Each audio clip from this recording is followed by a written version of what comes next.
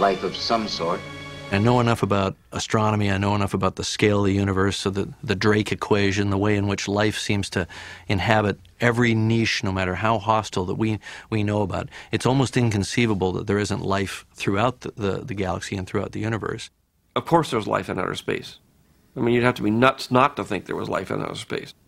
What that life is, God knows. Their technology was infinitely superior, but in the 50s, outer space was a terrorist haven. The aggressive alien, I think, maybe only should exist in entertainment.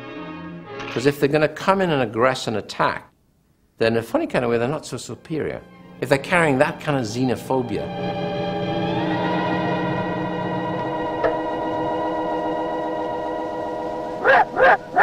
Just because somebody drives a spaceship doesn't mean they're necessarily smarter than me. Somebody somewhere has more technology than we do, which is different.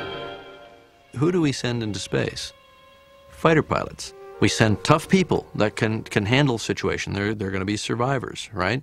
So if this guy is a solo pilot from another star system, he's going to survive. We have no idea who we might meet first. It might be a conquering race, or it might be an angelic race that's here to help us. The invaders from Mars were no angels. They were here to bend our minds. They were the thieves of love and trust. The film was directed by the great art director William Cameron Menzies, who gave it a memorably surreal design on a tiny budget. Gee whiz! Whew, that movie just, it just undid my world. And I saw that movie in a movie theater. I saw that movie, I believe it was the Kiva Theater in Scottsdale, Arizona. And it wasn't first run either. I saw that a couple of years after it had been made. And I remember it really turned my world around, because it got to a primal place which basically says the first people not to trust is your father and mother.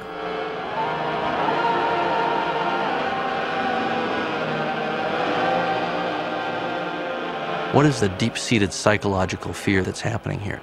Maybe it's as simple and elemental as you're in a relationship with somebody, whether it's child-parent, husband-wife, but you never really know what that other person's thinking, and they might be evil.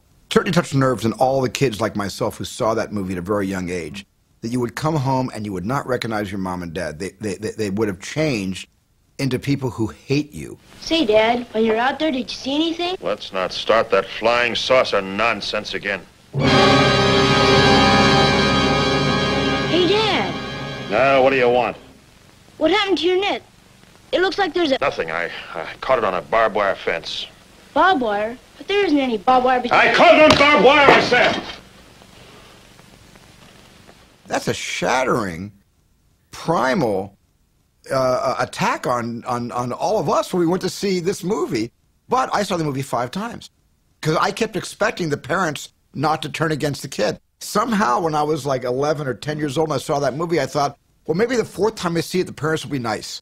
I was like thinking that maybe film is like that. Film, you know, isn't a set story locked in cement, but it can actually change. The director was at the top of his form in this sequence. Gotta see the chief right away. The chief, huh? Must be very important. I think Menzies gave himself the license to do some very Bertolt Brechtian sets because it was a dream. And only he knew that. The audience didn't know that. It's you wouldn't believe me and... Well, what makes you think the chief will? What's the trouble, Mac? Finley, come in here. Just a minute! Let me go! Let me out of here! Forget about the bad costumes. Forget about the fact that the mutants, as they called them, had zippers up the back of their velour suits. How is this film working on a kind of a metaphorical level? And why does it have the power that it does? It was a metaphor for parents who are out of control because of alcoholism or disintegrating relationship or whatever, and how terrifying that would look to a child where all of a sudden their parents turn into alien monsters. What really unseats you as a child when you see that movie, at the very end, it's all a dream. It's all a dream. He wakes up and his mom's normal and his dad's normal, and they don't believe him. But then what happens in the last scene? It all happens over and over again. Gee whiz. I think that movie is the Groundhog Day of science fiction. He'll just go through the whole loop and then he'll wake up, and then he'll go through the whole loop and he'll wake up. It'll be a never-ending mirror tunnel of nightmare. Hey, look up there! In classic sci-fi, the innocence of children often saved the world. They had the purity of vision adults lacked. In Jack Arnold's The Space Children, only the kids can hear and heed the growing brain from outer space. It's sending roughly the same message Klaatu did. You knew it would be here. Did it tell you? Yes. I don't have a complete memory of the story of Space Children, but I just have a couple of key images. One is of this giant glowing brain in a cave, which seems to be calling children everywhere like the Pied Piper to gather around and listen to its message. And I remember seeing that movie and thinking, wow, isn't it interesting? The kids know something that the parents do not. And that's where the empowerment of children works its magic, at least it did on me, because the parents were unaware of a secret the kids held as a group, not an individual child, but there was a group secret, and that was important. Jack never thought he was making a B movie. None of these filmmakers ever thought they were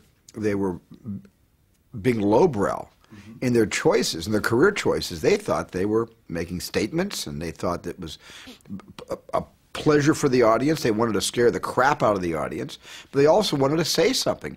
All science fiction ends with a message. The children of rocket scientists, these kids sabotage the grown-ups' ICBM. In their minds, the moral issue is clear. In the minds of the soldiers and scientists, it never occurs. You would